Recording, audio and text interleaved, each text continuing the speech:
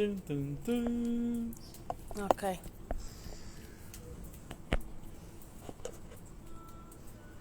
Olá, boa tarde, Olá a todos, boa tarde. bem-vindos à 13ª Conversa à Varanda com Enol. É verdade, já vamos em 3 edições, o que é espetacular. E hoje, olá a toda a gente. Eu tenho que Olá, segurar. olá. Eu estou a tremer um bocadinho, não estou?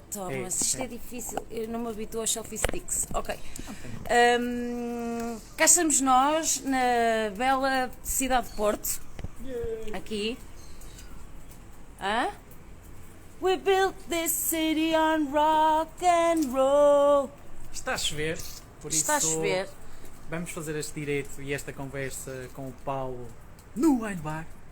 Com o Paulo nu. Com o Paulo no Wine Bar. Não é Ah, o Paulo ok, nu, é o Paulo ok. Nunes, Agora fiquei baralhada. da Casa da Passarela. E cá vamos nós. Vamos sentar. Viemos aqui dar uma vista de olhos para verem aqui a Ribeira, o silêncio, a calma e vamos sentar agora, não é? Porque já está. Vamos tentar chamar o Está Paulo. na hora do chá português. Vamos ver se conseguimos falar com o Paulo, porque o Paulo, eu já vou explicar. Esperem aí que temos que fazer um test drive primeiro, porque não sabemos ou não, porque nós somos muito profissionais e testamos tudo e mais alguma coisa. E vamos ver se conseguimos. Aqui está ele. Viva! Eu agora tenho que contar uma coisa. O Paulo pegou-me uma partida, pá! Mas não é das piores partidas, já preguei algumas piores. Por isso, Já? Já. A Ivone Ribeiro é testemunha disso. Coitadinha, A um Ivone é bichinho. testemunha. Mas isto não é uma tendência? Eu um dia tinha uma prova na Garage Wines e então a Ivone telefona-me, faltavam para aí 20 minutos para a prova, telefona. Epá, estás onde? E eu, estou onde? Epá, estou no meio da vinha, não dão? Mas porquê? Qual é o problema? Epá, tu esqueceste disto! Mas esqueci de quê? Não estou a perceber. E eu à porta da Garage Wines. Matava-me. Ok, pronto. Comigo foste mais amiguinho. Foi mais tranquilo. Foi muito mais, porque isto o que é que aconteceu? Basicamente, 5 minutos antes de fazermos o direto, nós ligamos ao Paulo, porque nós, 20 minutos é muito. 5 minutos. E então 5 minutos antes ligamos ao Paulo e o que é que acontece? O Paulo não atende o telefone. Ligamos 3 vezes ao Paulo. Então, Nada, violinos. nada E de eu, Paulo. ora bolas.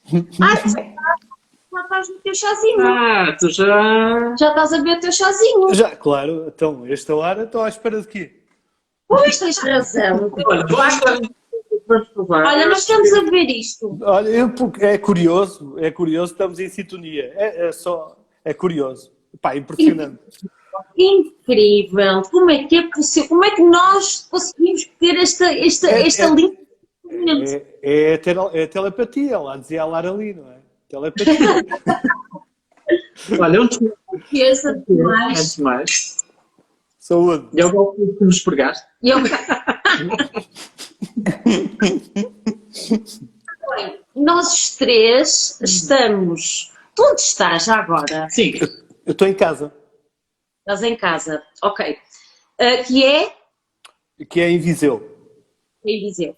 Pronto, nós estamos aqui no Porto e nós os três estamos aqui em sintonia e esperamos que vocês aí em casa também, ok? Porque já é a hora do chá português e não há nada melhor do que assistir às conversas com um copinho de Vila Oliveira, que é o que nós estamos a ver, uma segunda edição espetacular. Quer dizer, isto é uma vertical numa só, não é? É verdade, é verdade. Queres falar disso? É verdade. O topo de gama da Casa da Passarela é a marca Vila Oliveira. E nós, todos os anos, de uma forma regular, engarrafamos o encruzado. Pontualmente também engarrafamos um vinho de parcela, que é o vinho do Província, mas de uma forma regular, todos os anos no Vila Oliveira engarrafamos o encruzado. A ideia surgiu por um erro, nem todos os erros são maus, como é óbvio, este é um deles. Felizmente aproveitam-se algumas coisas. Eu a primeira vez que tentei fazer o Vila Oliveira encruzado foi em 2009, 2010. 2009 e 2010. E achei que aquele perfil de vinho não era aquilo que eu pretendia para um encruzado da Casa da Passarela. Porquê? Porque achei que, quando resolvi engarrafar, achei que o vinho estava muito marcado pela barrica. E como estava muito marcado pela barrica, não era a minha praia, definitivamente, e não vou lançar para o mercado aquilo que eu tenho a possibilidade de criar desde o início, com um perfil tão marcado pela barrica. Vou esperar mais um ano. E é curioso, esperei mais um ano e ao fim de algum tempo comecei a perceber que o vinho que estava na barrica não tinha uma presença tão forte da barrica. Ou seja, a barrica com o tempo foi atenuando. E isso deu-me para pensar, porque realmente, pontualmente também gostamos de pensar, que eu acho que é fundamental pensar. E se nós aumentássemos o tempo de barrica, provavelmente iríamos ter um perfil de vinhos menos acentuado, menos marcado, menos comido, entre aspas, pela barrica, e iríamos ter um equilíbrio muito maior. Ok, então vamos levar isto ao extremo. E levar ao extremo foi no sentido de todos os anos, quando nós engarrafamos o Vila Oliveira encruzado, deixamos uma barrica para trás, do mesmo lote, é exatamente o mesmo vinho, só que fica em barrica, e ao fim de 5 anos, nós fazemos a assemblagem dessas 5 barricas. Ou seja, o que nós temos aqui não é mais nem menos do que uma barrica com 5 anos, uma barrica com 4 anos, uma barrica com 3 e assim sucessivamente.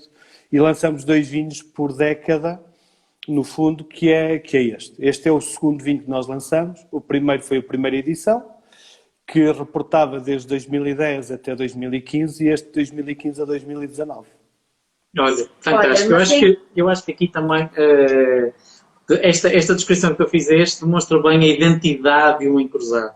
E esta nova era de tentar e pôr o vinho numa garrafa em vários anos, eu acho que é ideal para quem adora estas castas e consegue provar e ver quanto consistência tem esta casta e quanto de bom tem esta casta. Obrigado, Paulo. Eu é que agradeço. Obrigado. Não, é incrível porque ele de aroma, de facto, a madeira não é extravagante. E na boca tem uma untuosidade perfeita, super equilibrada, a sério. Olha, muito bom, muito giro. Tu já sabes como é que isto consiste, estas conversas. Já temos aqui umas perguntas. Já. Temos aqui o Nelson Miranda, que nos faz um NJS Miranda. Olá, Nelson. O Paulo diz num vídeo que as histórias são o vosso ADN. São as histórias que fazem o vinho ou é o vinho que faz a história? É uma boa pergunta. Eu prefiro acreditar que, até para me salvaguardar e ser muito mais confortável no meu trabalho, que eu sou apenas o intérprete de uma história que vem de trás. Ou seja, nós somos a consequência, o que está dentro desta garrafa, a fruta que eu recebo na vindima, o que eu faço dentro da adega é apenas a consequência de um trabalho, de uma história que vem de trás. Ou seja, é apenas mais um passo na história e eu prefiro acreditar, é muito mais confortável para mim. Significa que todo o trabalho, o grande trabalho de enologia foi feito já naquela casa e quando tu trabalhas numa casa que tem mais de 100 anos de história, como é o caso da Passarela, tens que te sentir confortável, por um lado, tens que te sentir, como é óbvio, Eu, quando cheguei à Casa da Passarela, eu costumo dizer, para mexer uma pedra eu tinha que perguntar a 1000 pessoas se podia mexer naquela pedra, porque tu não tens a dimensão da casa, e então quando não tens a dimensão da casa, tudo tem que te merecer o teu respeito. E hoje eu sinto o conforto dessa casa no sentido em que te permite dizer assim, está-me a acontecer isto, e há sempre alguém que trabalha há 40 anos na casa que diz assim, isso já aconteceu há 30 anos. E é este lado de conforto que a casa me dá e que é fantástico, que é essa história que vem sendo construída, é apenas o continuar dessa história. Ok, temos aqui Não tenho ainda mais nenhum. Ah, ok. Pronto, desculpa. É que Então- eu acabei de me lembrar que não trouxe os óculos. Eu agora estou a falar e era assim. Como é que eu fiz isto? Eu não estou a perceber. E agora vou tentar aqui discretamente e já consigo ler. Olha, o pois que nós é. estamos aqui a oferecer, não é? Que é importante mostrar. uma- Acho lindíssimo este packaging que vocês É fizeram. espetacular. Acho mesmo. Está com muita A pinta. identidade também da Casa Passarela, eu acho que transmite-se e consegue então fazer este belo presente, ainda por cima estamos tão perto do Natal.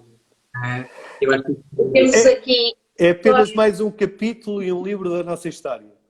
é verdade. não se consegue ver muito bem, Pois. mas está muito bem feito. O papel, eu lamento, fui eu que já o amarfanhei quando fizemos o vídeo para apresentar o prémio, porque as pessoas ainda pensaram que fosse uma enciclopédia, mas não é. E eu estraguei um bocadinho o papel vegetal da garrafa, mas eu assumo, e podem confiar que o prémio está íntegro aqui. Lindíssimo. Olha, temos aqui outra pergunta. Queres tentar? Eu posso, Posso. nós moramos aqui perto e eu posso ir buscar os teus óculos. Não! Estás preparado? Cá vai. Então, Não tem ar com tanta proximidade à Serra da Estrela traz alguma diferença aos vossos vinhos? Toda. Claro. Toda.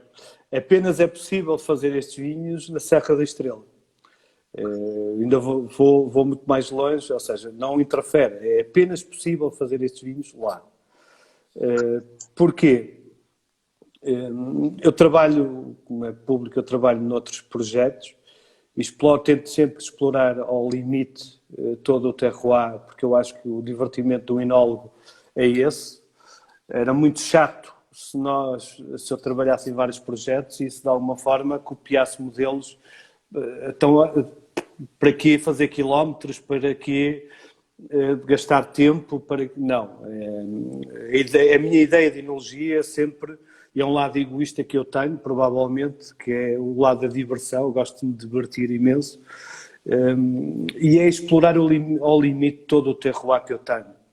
E a Serra da Estrela, eu não tenho absolutamente dúvidas nenhumas, ao fim de 10, 12 anos de trabalho naquela sub-região, é avassaladora relativamente ao perfil de vinhos. Não conheço outro sítio onde trabalho em que tenha amplitudes térmicas tão elevadas, não conheço outro sítio onde eu vindimo de uma forma recorrente com 5 graus de temperatura à noite, todos os anos, ou seja, nós fazemos a vindima no meio de outubro e quando fazemos a vindima no meio de outubro, eu costumo brincar com alguns colegas meus, já tenho colegas meus que já fizeram a vindima e já foram de férias e já voltaram de férias. Já voltaram de férias. E eu estou a vindimar. E isso faz toda a diferença, porque nós temos noites muito, muito frias, já na altura da vindima, com noites de 4, 5 graus, e que essa temperatura e esse tipo de condições climatéricas que nós temos, o tipo de sol, condiciona muito, de uma forma muito forte, os vinhos. Nós temos ciclos de maturação muito longos. Posso fazer só uma questão rápida? Era exatamente isso que eu ia perguntar. Que tipo de solo tu tens na Casa da Passarela? O solo é granítico. São solos graníticos, como é a Serra da Estrela, é predominantemente granítico, e solos muito pobres, em termos de matérias orgânicas, solos muito pobres. A vinha sofre bastante naquela terra, naquele sítio, não seja só pelas condições climatéricas, mas também pelas condições de solo. Aquelas plantas são umas autênticas sobreviventes e é impressionante como é que uma planta aparentemente tão frágil, que produz uma fruta tão frágil, tem uma robustez e uma capacidade de adaptação que é uma coisa impressionante. É incrível a capacidade de adaptação daquela planta. É verdade. Olha, eu ia temos fazer aqui perguntas. Temos, pronto. É que eu agora só me apetece fazer perguntas, mas não me apetece fazer agora desmaste-me e eu estava aqui. Olha, Sign Design 2, olá. Tenho aqui uma pergunta. Parabéns ao Paulo Nunes, excelentes vinhos. E que tal um Ice Wine aí da Serra da Estrela? Podemos sonhar com isso? Olha, provavelmente há 500 anos atrás era mais fácil do que hoje. Provavelmente, digo eu. Porquê? Porque as condições climatéricas efetivamente estão a mudar. Eu acho que só existem 2 seres no planeta que não conseguem perceber isso e felizmente estão do outro lado do Atlântico. Não estão deste lado de cá, só eles é que não conseguem perceber isso. Já não tem tanta preponderância, já não esqueci. Felizmente. Mas as condições climatéricas estão a mudar.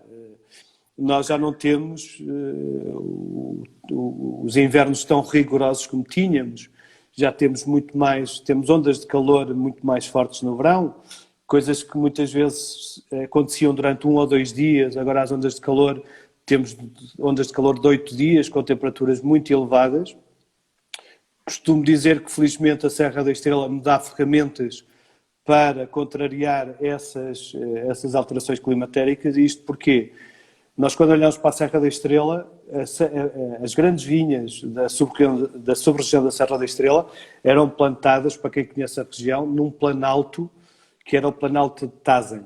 Se chama Planalto de Tazen. E esse planalto não estava na primeira encosta da Serra da Estrela. Havia um rio que drenava, que é o Mondego, a parte do Mondego que drena, e depois nós temos um planalto e as vinhas estavam instaladas aí. Eu hoje começo a equacionar que nós temos que plantar vinhas, provavelmente na encosta da Serra da Estrela. Estamos na cota 600, 500 metros. Provavelmente, no futuro, vamos ter que subir na cota 700, 800 metros de altitude. Ou seja, a própria serra é impressionante e dá-me ferramentas para utilizar em termos de alterações climatéricas. Eu posso facilmente começar a produzir, em vez de produzir na cota 500, passo para 600, 700, tenho ferramentas de contrabalanço das alterações climatéricas. E, provavelmente poucas regiões no país terão essas ferramentas. Sim, claro. Olha, temos aqui uma pergunta, deixa-me ver como é que eu vou fazer. Começo e o Paulo é um arqueólogo Olá, dos vinhos. Rita. Olá, Rita. Desculpa. Consegue mais hoje uma história para criar vinhos com personalidade e carisma. A Serra da Estrela é uma zona da planície do Mondego com presença humana ancestrais. É possível hoje ter técnicos e conhecimentos, por exemplo, da época romana na concepção dos vinhos? Eu tento ir sempre à procura de um conhecimento ancestral, até por uma razão, que é, vamos tentar perceber uma coisa, o pensamento basilar que me ocorre não é uma questão de estar na moda, ir à procura de vinhos minimalistas ou ir à procura de coisas da essência que vem de trás. Até porque isso hoje, felizmente digo eu, está na moda. Mas eu, quando comecei a trabalhar na Casa da Passarela, há 10 anos atrás, não se falava tanto nisso como se fala hoje. Felizmente, eu acho que as pessoas e os colegas estão a fazer um ótimo trabalho e estão a despertar para essa realidade. Eu, quando comecei a trabalhar na Casa da Passarela, foi uma atitude, volto a dizer, provavelmente uma atitude egoísta, de ir à procura de um conhecimento que, reparem no seguinte, o conhecimento é tão simples quanto isso. Na nossa idade, no nosso tempo útil de vida, provavelmente, na melhor das hipóteses, o enólogo vai fazer 30, 40, 50 vindimas. Não vai fazer mais do que isso. É muito curto. É algo garantido. É muito curto. E então, reparem no seguinte, se eu tenho a memória de uma aldeia, de pessoas que fazem a vindima há 100 anos, porque eles fazem exatamente como o pai fazia, e o pai fazia como o avô fazia, e o avô fazia como o bisavô fazia, estas pessoas têm 200, 300 vindimas de um conhecimento que é passado de geração em geração. É verdade. Tiveram tempo para perceber como é que isto se faz.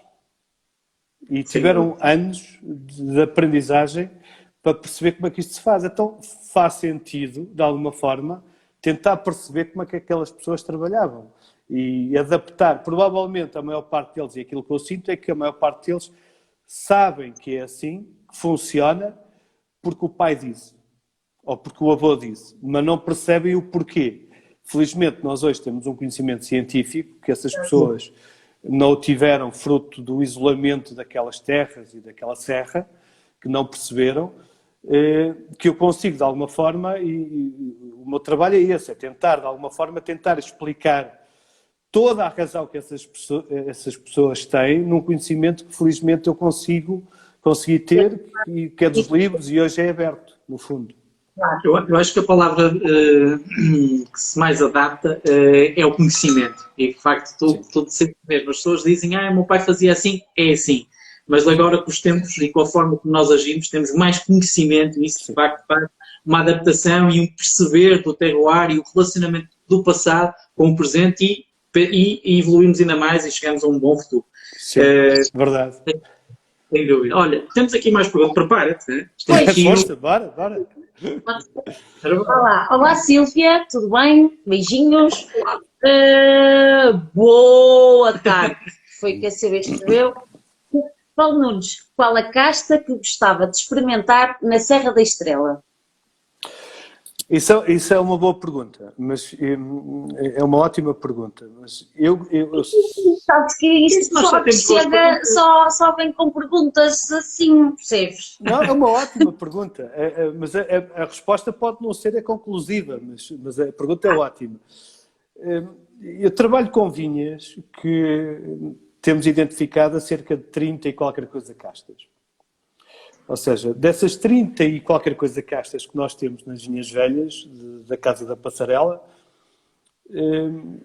se eu for experimentar essas 30 e qualquer coisa castas, uma a uma, significa que na razoabilidade da minha vida, do meu tempo útil de vida, não vou ter tempo para experimentar uma casta que não seja daquelas terras. Ou seja, eu se vivesse mais algum tempo, explorava estas 30 e tal castas e depois de explorar estas 30 e tal castas, provavelmente pensava na pergunta. O tempo. Deixa-me só explicar aqui uma coisa. Nós temos muitos clientes que são enófilos e que têm muita base e conhecimento em termos dos vinhos e do mundo dos vinhos, mas há outras pessoas que possam não ter e por isso nós gostamos de descomplicar e simplificar. E então, só para explicar aqui brevemente, as vinhas velhas podem dar o mesmo tronco, pode ramificar por métodos de enxertia, diferentes tipos de castas e por isso é que o Paulo está a dizer que nas vinhas velhas ele tem 30, tu tens todas reconhecidas? Todas, de algumas parcelas são todas catalogadas, embora eu tenha vinhas em que tenho a casta A, a B, até a letra D. Ou seja, nós não temos, sabemos que temos da casta A 7 ou 8 videiras, da casta B uma X, porque nós não conseguimos identificá-las. Hoje não há conhecimento humano para perceber. Aliás, eu acredito piamente que dessas castas que não estão identificadas, provavelmente são híbridos que aconteceram naquelas vinhas. Estamos a falar de vinhas que têm mais de 100 anos. Claro. Não, é importante as pessoas terem esse background, porque muitas vezes eu tenho clientes que vão aqui dizer assim, é vinhas velhas, mas de quê? Eu, se for um monovarietal, é o monovarietal de vinhas velhas. Mas se lhe diz vinhas velhas, são tantas castas que Sim, embora isso é controverso, a questão da vinha velha, qual é a idade de uma vinha velha, não é? Eu costumo dizer que eu posso ter uma vinha velha com 5 anos. Claro. Imagina isto, eu sou um produtor, plantei uma vinha com 5 anos, este ano voltei a plantar uma vinha. Qual é a minha vinha velha? É uma vinha com 5 anos.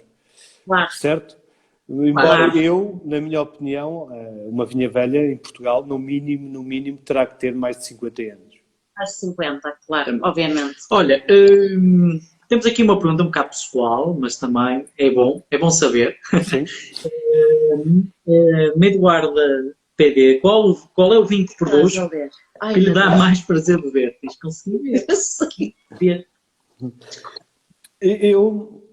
Isto pode parecer uma resposta clichê, que é... Mas não, pode parecer uma resposta clichê quando digo qual dos teus filhos gostas mais, não é? Não, eu acho que eu acho que cada vinho tem o seu momento e cada vinho tem a sua circunstância.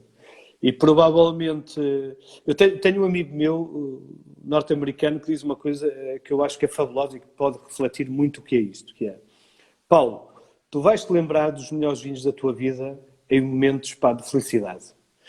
Tu vais, estamos a falar no contexto americano, em que eles fazem um funeral, fazem uma festa no funeral, fazem aquela coisa, aquele ritual. Toda a gente em casa. Exatamente, toda a gente em casa a comer e a beber, não sei o quê. Mas tu nunca vais te lembrar do vinho que tu bebeste num funeral. E agora diz-me isto. Será que aqueles vinhos são assim tão maus, aqueles que bebem nos funerais?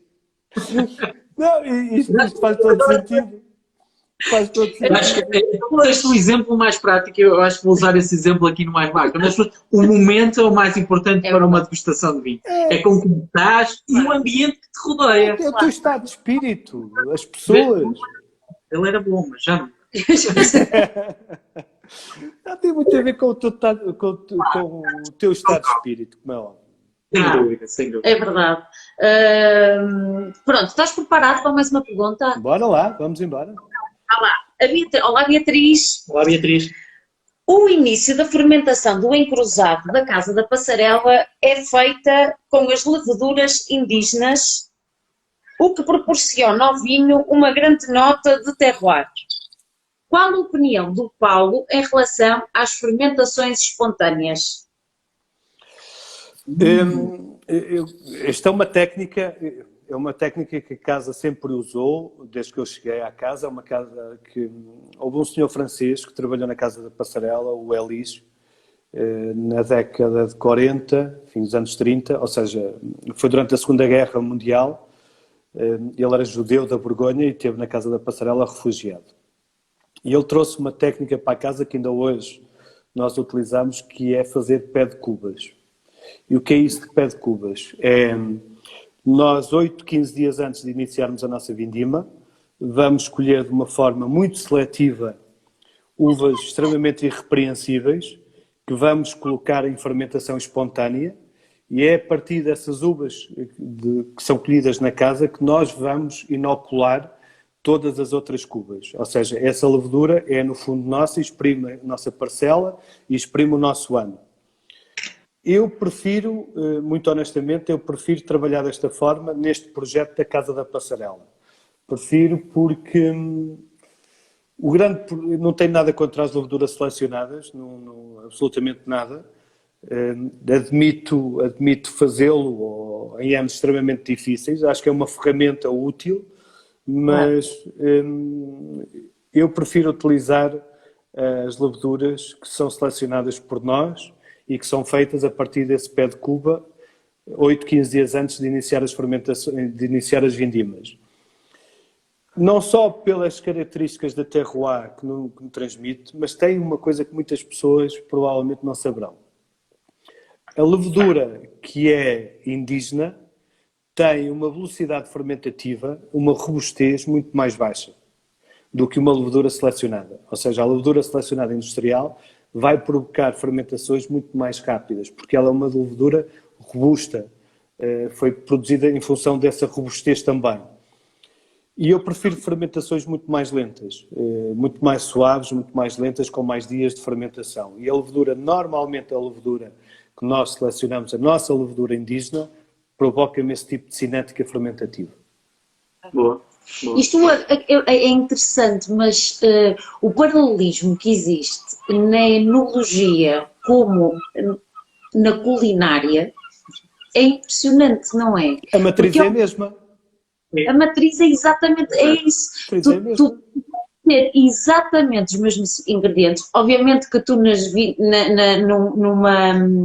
ao produzir um vinho, tu tens fatores externos, as condições climatéricas que tu não tens propriamente quando estás numa cozinha e tens os ingredientes ao teu dispor, mas faz toda a diferença cozinhar com tempo, com dedicação. Claro, vocês isto pode parecer ridículo, aquilo que eu vou dizer. E até porque eu estou à vontade para o dizer, porque eu antes de trabalhar em enologia, eu trabalhei num laboratório do Infarmed, em microbiologia, e a minha área foi sempre muito mais a microbiologia. Estou à vontade para falar sobre microbiologia. E os meus professores da faculdade, que me desculpem, mas das maiores lições que eu levei de microbiologia, isto pode parecer ridículo, foi numa padaria em Curitiba, no Brasil. Boa. É sério, que giro. Um casal um casal, epá, espetacular. Ela é portuguesa e ele é uruguaio e andam pelo mundo todo à procura de formas de fazer pão. Ok. Uau. E a formas de têm coisas fabulosas. E o que eles trazem, a matriz mais importante para eles é a levedura para fazer o pão. É a forma de levedar aquelas massas. E eles têm um banco de leveduras que trazem, olha, este é um pão que é feito nos Himalaias, este é um pão que é feito não sei o quê, e é com esta levedura. E achei aquilo fabuloso. Fabuloso. E eu olho para aquilo e digo assim, isto foi provavelmente os meus professores de microbiologia, que me desculpem, da faculdade, mas isto é a maior lição Eu acho que eles de microbiologia que eu levei. Porque eles aliavam essa conservação dessas estirpes ao tempo de levedação do pão.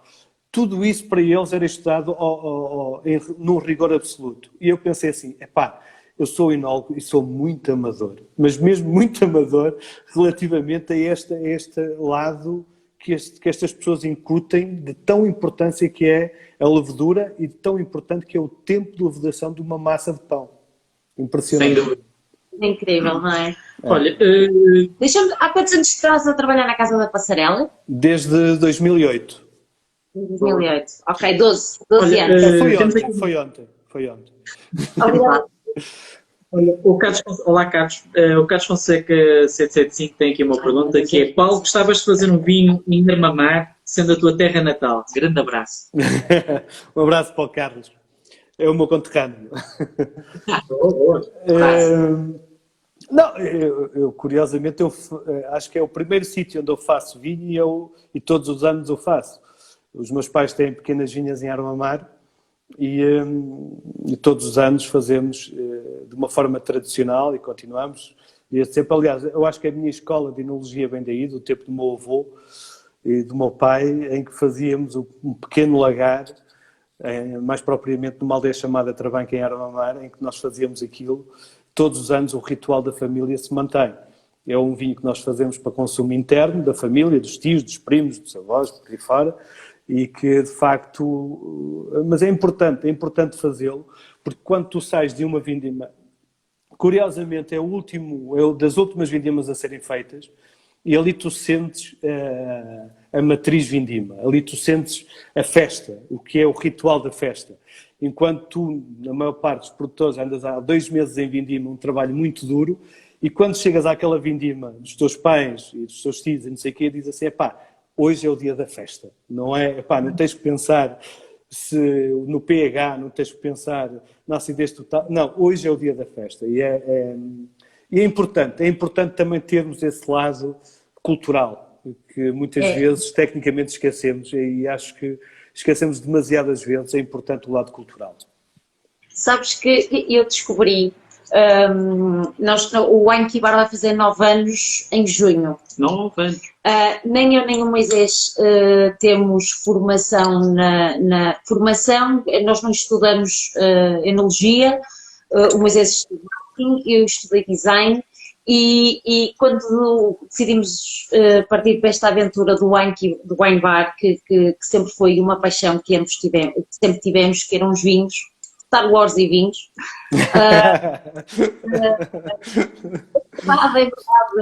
Esta é a origem do wine bar. E descobri, anos mais tarde, quando falei com o meu pai, a propósito, estávamos a pensar montar um wine bar, o meu pai disse, eu não sei se sabias, mas a tua bisavó, a minha família era da Freiria, perto de Alenquer, e a minha avó, a minha bisavó, era a provadora oficial dos vinhos que o meu trisavô produzia. E é impressionante como é que eu não tinha este background, apesar de eu ter conhecido a minha bisavó, mas eu não sabia disto. Sim. Mas sabes que eu acredito piamente que há coisas que tu tens uma explicação. Provavelmente tu não terás amplitude para perceber, e eu acho que é isso que te acontece, mas tu tens uma explicação. Há qualquer coisa que vem de trás de especialização enquanto ser, enquanto pessoa, enquanto ser humano. Provavelmente tu não tens a amplitude, mas há qualquer coisa que vem de trás. É uma energia. Sim. Acredito piamente nisso. Sem dúvida.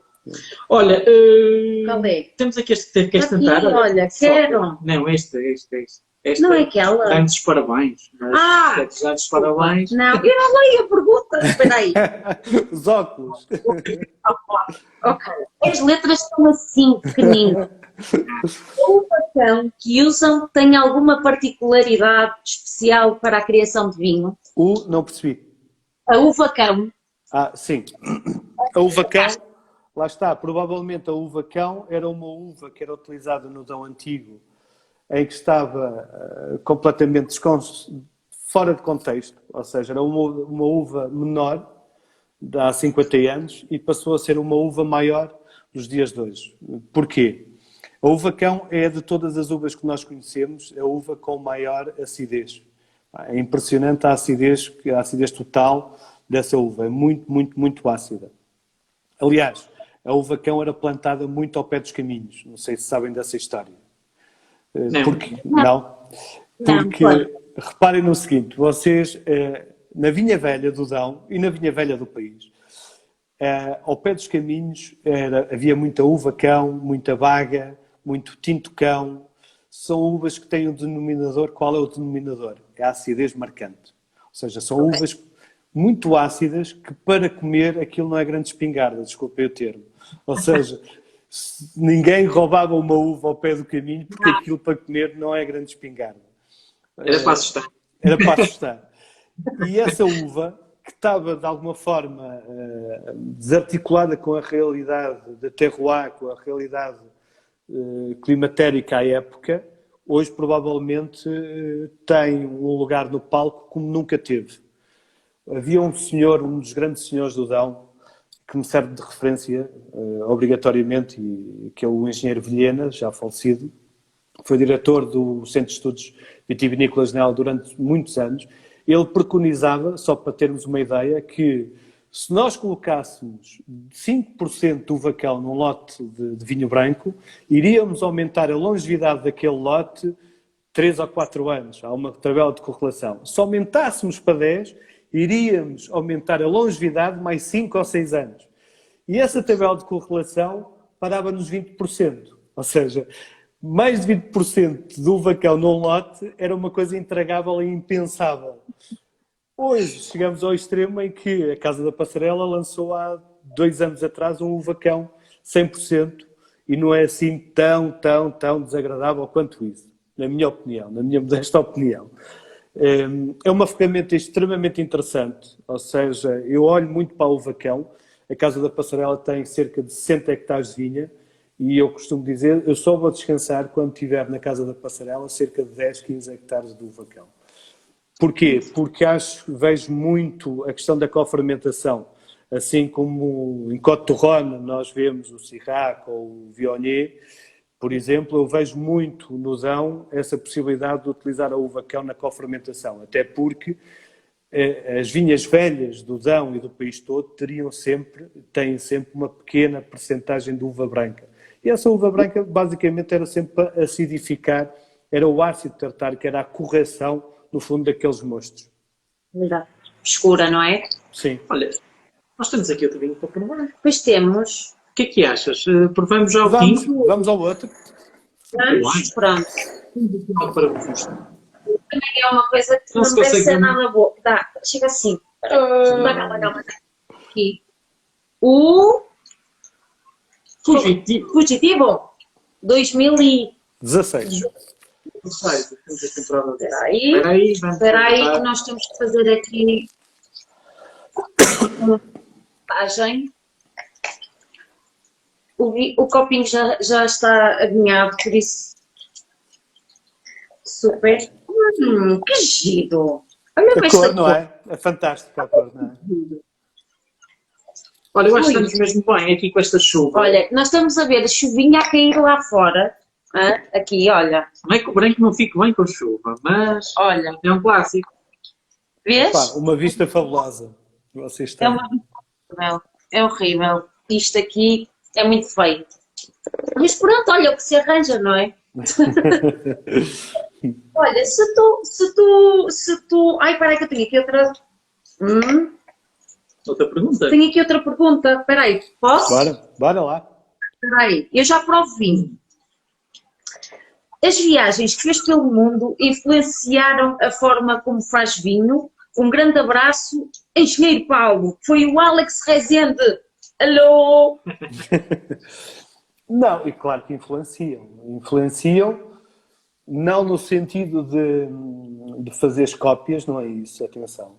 É no sentido de te valorizares e de te posicionares no mundo. Ou seja, muitas vezes, eu costumo dar um pequeno exemplo, e acho que é flagrante, que é, eu tenho a sorte de ter um amigo meu que trabalha numa pequena região italiana chamada Valtellina, que é no norte de Itália, e é uma região, é uma micro-região, encostada aos Alpes, entre Itália e a Suíça. Provavelmente, se não viajasse por esse mundo, nunca teria conhecido Valtellina, nunca teria conhecido esse grande amigo, esse produtor de lá, e provavelmente nunca teria provado aqueles vinhos. E provavelmente nunca teria valorizado um determinado perfil de vinhos. Ou seja, eu acho que é muito importante nós viajarmos pelo mundo, percebermos o que é feito lá fora e, de alguma forma, reforçarmos a valorização do nosso produto e acreditar que nós fazemos coisas que realmente são únicas. Ou seja, isto não é balelas. Quando nós dizemos que temos um património imenso em termos vitivinícola, isto é validado por essas viagens, é validado por esse conhecimento do mundo. É preciso conheceres o mundo para chegares cá dentro e perceber. Desculpem o termo, porra, eu tenho isto muito melhor. É verdade. Olha, este fugitivo... Desculpa, deixa-me só dizer. Este fugitivo, eu assumo, gente, eu sou uma pessoa que não tem vergonha na cara. Eu nunca tinha provado fugitivo e assumo as coisas quando nunca provei, nunca provei. Claro. E digo-te, que elegância, que leveza, que frescura, que aroma, é delicioso, é maravilhoso. Isto está ao nível, assim, de um Borgonha, a sério. Espera aí, olha. Olha. Eu fico feliz pelas tuas palavras e, eu tenho uma ligação muito, muito, muito especial a este vinho. Provavelmente é dos vinhos mais orgânicos para mim. De todos os vinhos que eu fiz até hoje, mesmo dentro da Casa da Passarela, é dos mais orgânicos porque eu confesso que este vinho é apenas um dano quase colateral. Este vinho é um dano colateral. Porque a ideia deste vinho foi... Eu comecei a fazer este vinho em 2011. Porquê é que eu comecei a fazer este vinho? Porque quando eu estava a morar em Viseu, ainda estou, e da Passarela a Viseu são 30 e tal quilómetros, até à Serra da Estrela, e tu todos os dias fazes este caminho e começavas a passar por vinhas e começavas a ver vinhas centenárias todos os anos abandonadas. Cada vez vinha mais abandonada, cada vez vinha... E começavas a perceber que, provavelmente, microparcelas que eram abandonadas porque, entretanto, alguém faleceu e não há continuidade, porque provavelmente é a primeira vez na história deste país, em termos globais, que os filhos não vão aprender a arte de fazer vinho com os pais. Ou seja, há uma clivagem que nós vamos ter em termos de conhecimento geracional nesta sociedade que é da globalização. E quando tu vês estas vinhas a serem abandonadas e quando tu vês que já não há jovens que já não aprendem com os pais, há um pensamento que me ocorre que é, eu provavelmente tenho que aprender com estas pessoas. Eu provavelmente, porque eu quando olho para estas vinhas, eu não vejo uma viticultura convencional, eu não vejo aquelas vinhas, é tudo diferente. E quando esta pessoa morre, vai levar com ela o conhecimento. Então, em 2011, resolvi desafiar 4 senhores para fazermos um vinho. A minha ideia não era fazer vinho, confesso. A minha ideia era aprender com eles como é que aquilo se faz, como é que se amanha aquela terra. Não era o mais importante, embora também seja importante, não era saber que videiras, que castas estavam ali, porque aquelas vinhas são centenárias. O mais importante era um conhecimento quase social, quase humano, de saber amanhar a terra, como é que aquilo se fazia. E comecei a trabalhar em 2011 com essas 4 pessoas, com um compromisso muito claro com essas 4 pessoas, que era, vamos fazer isto e, vamos a passarela, a Casa da Passarela vai alugar as vinhas, não, com a condição de vocês fazerem o que sempre vocês fizeram. Ninguém vai interferir no modus operandi. Só tem um tipo muito chato, que sou eu, na idade dos porquês. Só, porquê? Porquê? Porquê é que faz isto? Porquê? Mas não é para alterar. Atenção, é só para perceber porquê. E o primeiro ano... Eles viravam-se para dizer, cala-te, Paulinho. Basicamente era isso. Lá vem o chato outra vez, meu. Porra, meu, como é que o gajo não percebe isto? Então, eu lembro-me, perfeitamente, chamaram-me burro N vezes, e eu era efetivamente burro. Porque eu nunca mais me esqueço de uma situação com o Sr. Loureiro. Eu entro na primeira vinha dele, uma vinha com mais de 100 anos, e ele, estamos a falar, olha, mais ou menos nesta altura do ano. As videiras já não tinham folhas, e eu pergunto-lhe, cá está esta? E ele olha assim para mim com um ar muito coisa. Porra, meu, pergunta-me outra, esta é fácil. Então, mas esta é fácil porquê? Porra, tu não vês que isto é tinta amarela? Olha para a vara, é amarela, a simplicidade desta malta era uma coisa desconcertante. Comum. É o senso comum. Esta malta aprendeu com o pai, com o avô, é o senso comum. E o primeiro ano foi terrível. Aquele primeiro ano foi terrível porque isto tem tudo para correr mal. Isto tem tudo para não funcionar. Estes gajos são malucos. Chamam-me maluco, mas eles é que são malucos. Porquê? Porque aquilo desconstrói-te um modelo que tu tens na cabeça de uma viticultura global e de uma viticultura que te é vendida nos compêndios das universidades. E desconstruir este modelo que tu trazes formatado, tu percebes, hoje consigo perceber, provavelmente somos muito formatados pelo ensino superior, pelas universidades, vendido num modelo global, de uma viticultura global, que tanto tu aplicas aqui na Serra da Estrela, como aplicas em Mendonça, como aplicas noutra parte qualquer do mundo, é um modelo global, e não te dão ferramentas, provavelmente, para desconstruires e para pensares. Pensa porque isto é assim. Autonomia para... É verdade. Eu acho que dá-te um caminho. Se tu quiseres ser formatado e seguir aquele caminho e não ir mais além das tuas fronteiras, conhecimento, muito bem. Mas agora deste um exemplo que é prático, é mesmo isso. A melhor identidade que podes ter de uma região são as pessoas e estar com elas e ter o conhecimento através delas. Claro. E no terreno, no terroir. Isso acaba por ser um pouco também, nós, como te disse, não tivemos essa formação, mas, por exemplo, já nos apareceu aqui pessoas, quando estamos a recrutar, com base e formação em servir à mesa. Sim. E a formação que é dada, uma mão atrás das costas, assim, para, é tinta amarela, pá. Basicamente é isso. Amarela, não é? Pronto, mas isso eu acho que é uma coisa que talvez talvez a próxima leva de professores eu acho que neste momento obviamente que esta pandemia também está a fazer com que as pessoas pensem de outra forma. Eu acho que temos que ter algum proveito desta pandemia, sim, não é? Sim. É pensar. Eu acho que no final... As pessoas estavam muito formatadas a que a televisão transmite, etc. E neste momento acho que... Sim, sabes qual foi a frase mais lapidar que eu tive?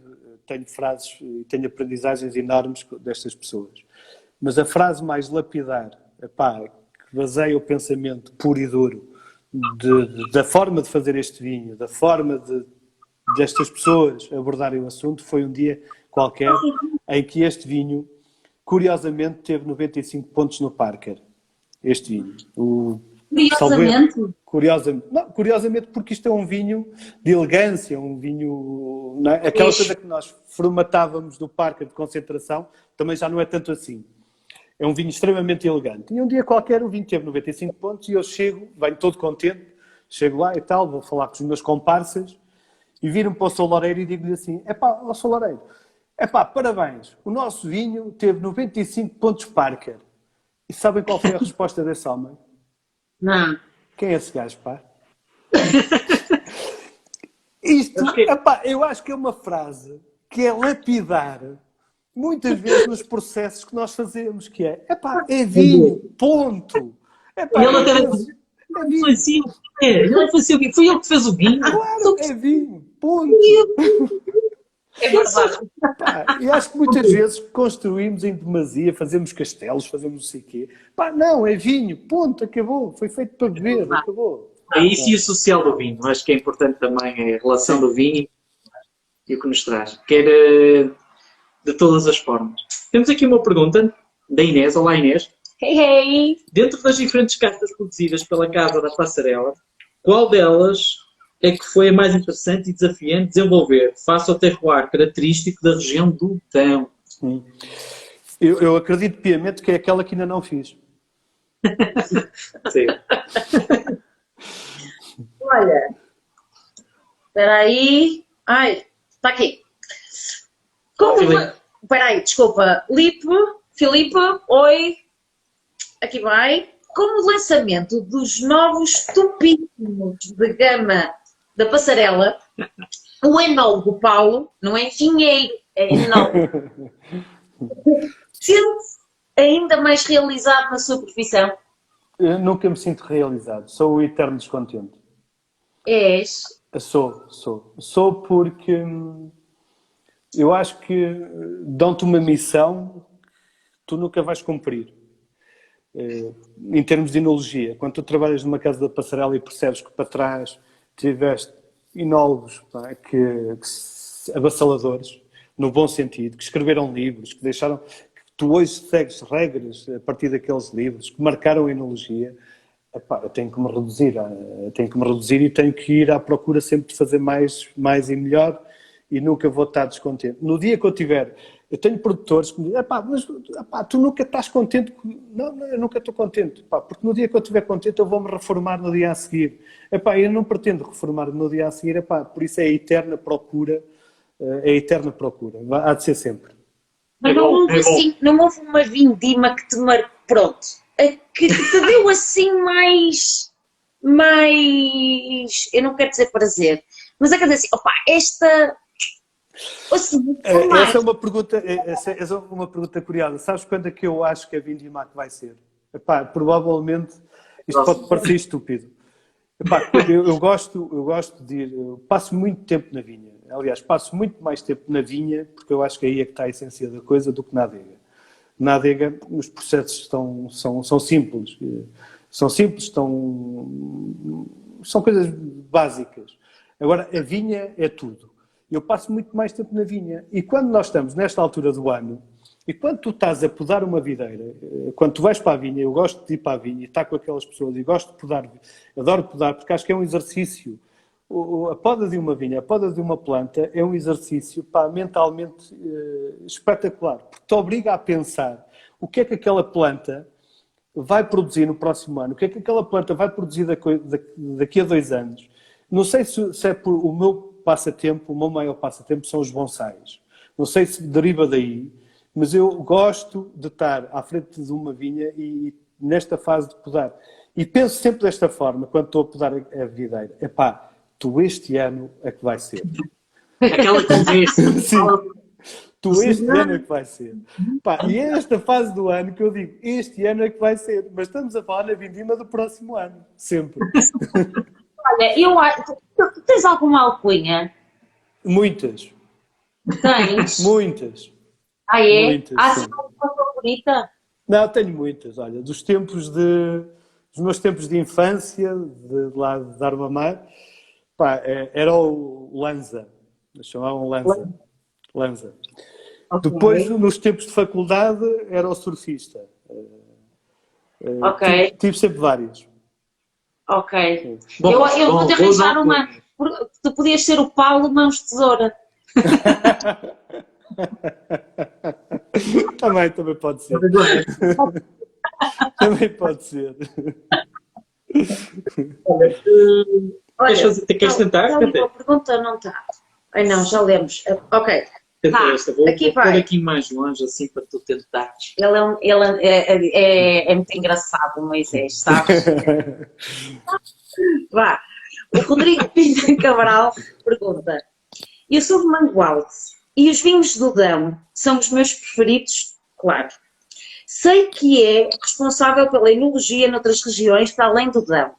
Qual a sua região demarcada preferida? Epá, isso é uma pergunta ingrata. Isso é uma pergunta ingrata. E nós temos que satisfazer os nossos ouvintes. Não, epá, eu acho que tu tens que desconstruir obrigatoriamente o teu modus operandi. Eu acredito muito, e quero, pelo gozo pessoal que me dá, há um poeta português que eu adoro, que é Fernando Pessoa. E acredito muito nos heterónimos de Fernando Pessoa. E eu quero acreditar que seja possível fazer enologia mediante uma lógica de heterónimos. Quando tu sais da Casa da Passarela e vais à Bairrada, à Casa de Saima, tens 1 hora de caminho de carro e tu consegues desconstruir a tua personagem e chegar lá e perceber, atenção que aqui o chip é diferente. Esquece isto. E quando tu sais da Bairrada e vais lá em cima ao Douro ou atrás dos Montes à Costa do Boal, tu tens que desconstruir e mudas o chip. E eu acho que isso é que é extremamente aliciante. É a desconstrução da tua personagem e do teu modus operandi. Epá, desliga, desconstrói. Porque se é para fazeres a mesma coisa, esquece, não fazia 100 km e continuavas a fazer onde estavas. Nem és acionista da Galp e não, para que é que vais gastar gasóleo na coisa, não é? É muito por aí. Muito.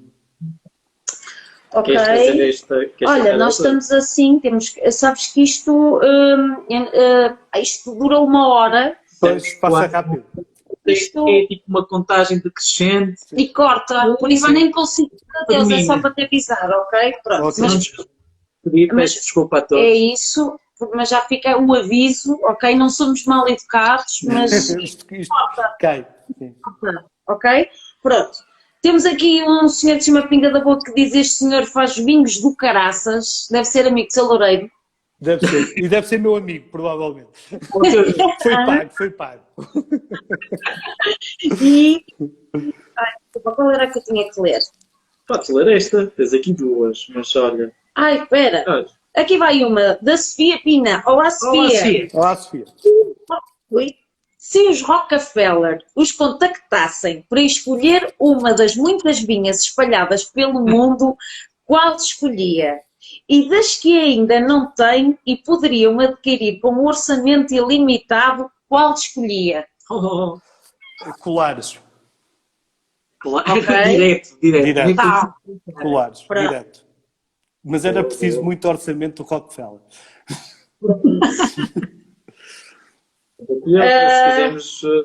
Ok.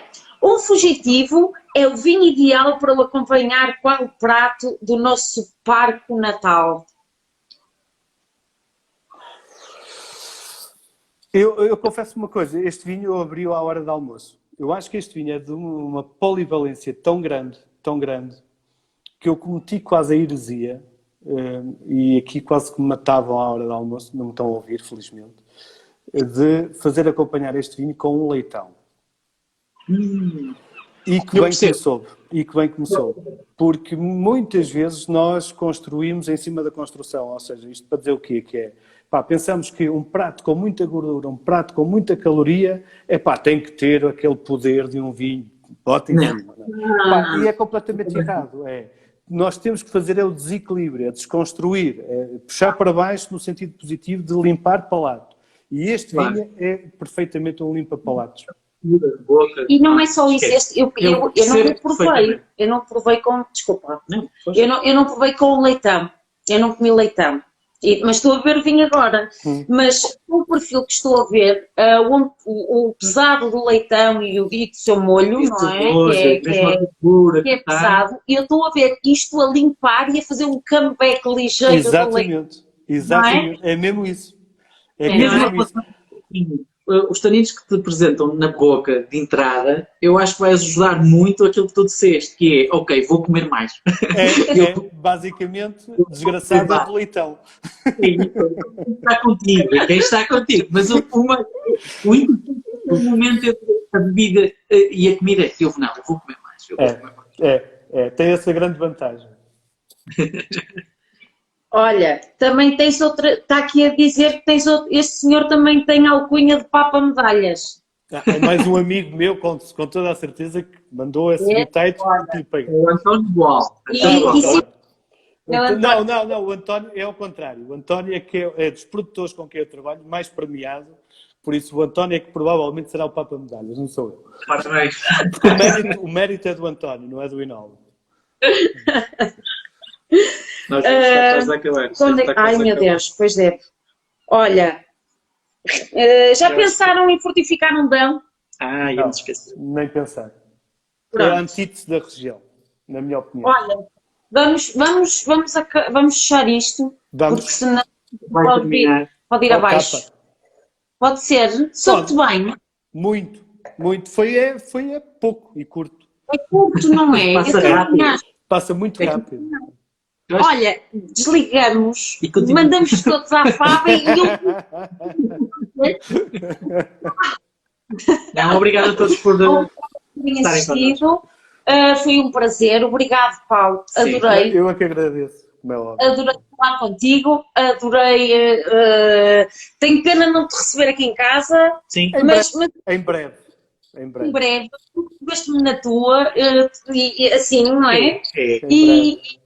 E em breve esta bodega toda Sim, vai e vamos estar passar juntos, e vamos certeza. estar todos juntos e eu vou abraçar toda a gente e dar beijinhos, que eu estou com uma saudade de dar X e É beijinhos. verdade. Precisamos disso. Sabes? Assim, Valor humano. Valor humano. e depois passaram 24 horas a dançar e pronto, é isto. É Um isto. abraço a todos. Olha, eu Bem. tenho muito a agradecer, muito a agradecer a quem trata assim o vinho, como vocês tratam. Acho que muitas vezes ritualizamos em demasia o que é extremamente simples, o que é nosso, o que é humano, o que é a nossa matriz. E vocês, tiro-lhes o meu chapéu. Obrigado. Muito obrigado. Valeu, beijinhos, Paulo. Adeus, gente. Adeus a todos. Até à próxima. Adeus. Beijinhos. Tchau.